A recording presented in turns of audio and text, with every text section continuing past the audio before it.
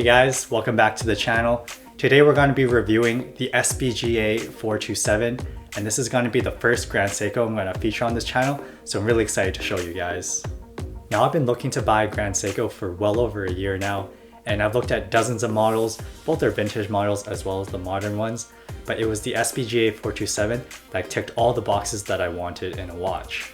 Well, there's actually a few things that I don't like, but we'll get to that later on in the video. So in today's video, we're going to start off with an unboxing, and then I'll talk about the specifications and the history of this watch. And then later we're going to talk about my thoughts about the watch specifically, as well as the price and availability. And finally, we'll conclude by talking about luxury watches in general and decide whether or not they're worth your time. And if you're wondering why I'm not wearing the watch right now on my wrist, it's because it's 30 degrees Celsius right now and it's just way too hot to wear a watch. But without further ado, let's get started with the review. The SBGA427 is part of Grand Seiko's Seasons collection. In Japan, the 4 seasons of the year are divided into 6 phases, and each watch in this collection is made to celebrate one of those 24 seasonal phases, or seki. The new timepiece celebrates the end of autumn, also known as Soko, when the first frost embraces the forest. There are actually 2 models that celebrate Soko. The one featured here expresses light, while the SBGA429 expresses shadow. Note the green accent colors featured on the seconds hand and the power reserve indicator on the dial, which represents the Arashiyama bamboo forest in Kyoto in its peak season at the end of autumn, while the gray vertical texture reflects the majestic stalks of the bamboo. Now I'm not making this up, this is the actual description of the watch on Grand Seiko's website. It's definitely quite romantic, and I'm not sure if this watch really was inspired by a bamboo forest, but the description definitely paints a pretty picture. Alright, let's get on to the specifications. The watch is 39mm in diameter and 46.5mm lug to lug with 20mm lugs.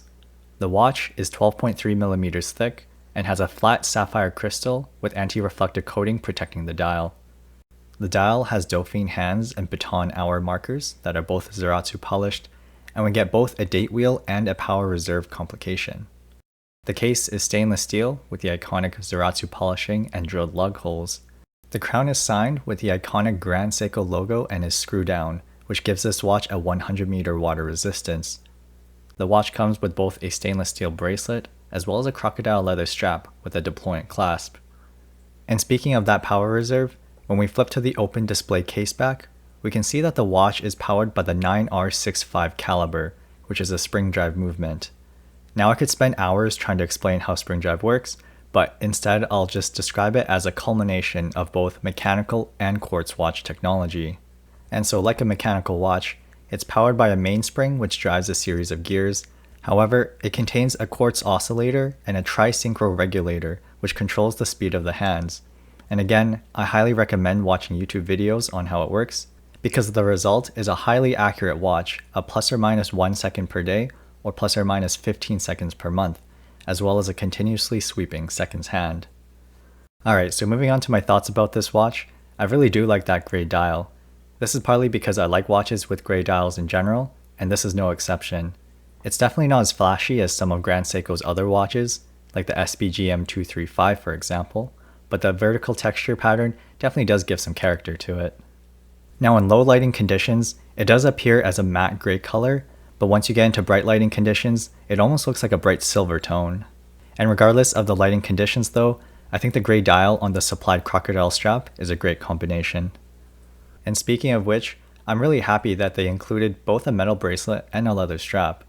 If you want to buy a Grand Seiko bracelet or a Grand Seiko leather strap with the deploying clasp online, expect to pay at least 500 Canadian dollars, if not more. Now some may notice that the deploying clasp appears to be reversed so that the tail is pointed inwards. Seiko and Grand Seiko tends to do this with their clasps, but because I'm used to it at this point, I have no complaints with this orientation. And overall, the leather strap feels premium and comfortable to wear. The bracelet also felt nice when I tried it on, although I have no footage of it. And here's another shot of it on my wrist, and you can probably see that it just barely fits on my 6-inch wrist. But the thing is, this is one of the smallest automatic spring drives that you can buy, so I would be careful if you have smaller wrists and are looking to buy a spring drive that's larger than the SBGA427. But in terms of this watch, sure it would have been nicer if it was a bit smaller, but I still think it fits nicely on my wrist. Moving on to the movement, it's really nice having that 72-hour power reserve. Honestly, I don't think I can go back to watches that only have a 40 to 50-hour power reserve. It's just really nice that I can leave my watch alone for a few days and then pick it up and the watch is still running. Now regarding the power reserve complication on the front, some people don't like this feature because they think it makes the dial more crowded and asymmetrical. And while that may be true, I think it's really handy to know how much juice your watch has left before you have to wind it up again. And I think it's going to be really hard to go back to watches without having a power reserve indicator. I remember that I used to own a Seiko Presage watch about 8 months ago, and I would remember how much I didn't like opening my watch box to find that it died a few hours ago, and now I have to change the day and the time again. Now it wouldn't be a video about Grand Seiko without talking about that zaratsu polishing. Now honestly, I think zaratsu polishing is a little bit overrated.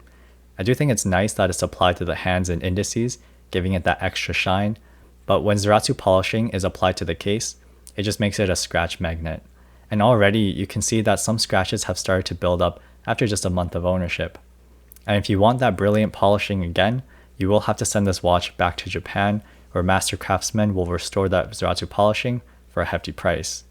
So for me, zaratsu polishing is a nice bonus, but it's not the main reason why I bought this watch. Now finally, let's talk about the price and availability. The SBGA427 is exclusively available in the US and costs $5,000 retail. That means that if you don't live in the US like I do, you'll either have to travel to the US and buy it, or you'll have to buy it secondhand off of sites like eBay or watch forums like Watch You Seek. I found this watch on eBay for $3,900, but after shipping and duty fees, the total came out to $4,400. Now I definitely could have gotten this cheaper from a private seller on a watch forum, but keep in mind that this watch comes with a crocodile leather strap, which means you could run into some issues at customs for exotic leather goods if the seller doesn't have the proper paperwork, and that's why I decided to buy it from a retailer that sells their watches on eBay. Shout out to Govberg Jewelers. And the reason why is because it just gave me that extra peace of mind that I could hold the seller accountable if any issues were to come up during shipment. Plus, the watches that Govberg Jewelers sell come with their own 2-year warranty. While the price is pretty typical for a Grand Seiko, and actually a bit cheaper than your typical spring drive watch, it is a bit annoying that these watches are only sold in the US. That makes it pretty much impossible to buy from an official retailer here in Canada, and more difficult and expensive to buy secondhand since you have to pay those duty fees and possibly run into customs issues due to that crocodile leather strap. Alright, so just to recap everything we've talked about for this watch, we have a nice dial, we have the long power reserve, we have a good feeling on the wrist, we have the strap and a bracelet included in the box, and we also have a finishing that's up to Grand Seiko standards. So those are all things that I really wanted to have in my next watch. So I really have no issues with the watch itself. My main issue here is just that how it was released is something I'm not a fan of. I really don't like how it's a US exclusive model, because that just means less people are able to enjoy this watch. And of course, the other thing we have to talk about is that price tag of $5,000. What you get with $5,000 is a watch that really isn't that well known in North America.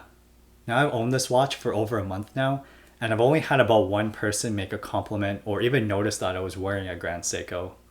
You could certainly make the argument that at this price point, you should go for something like a Rolex instead, just because people will actually make compliments and they'll actually notice the watch compared to Grand Seiko. Now a watch enthusiast would say that it shouldn't matter what other people think of you, and you should only buy a watch because you appreciate its craftsmanship or its artistic beauty. But let's face it, people will buy expensive watches to flex or to show off, and you should just keep in mind that when you buy a Grand Seiko, like the one that I purchased, you really can't do that because most people won't know what you're wearing on your wrist. Now I'm going to add a quick side note here to reduce any controversy. I'm not suggesting that everyone who buys a luxury watch is buying it just to show off, because there's definitely people who buy expensive watches because they appreciate the craftsmanship and the innovation behind that watch.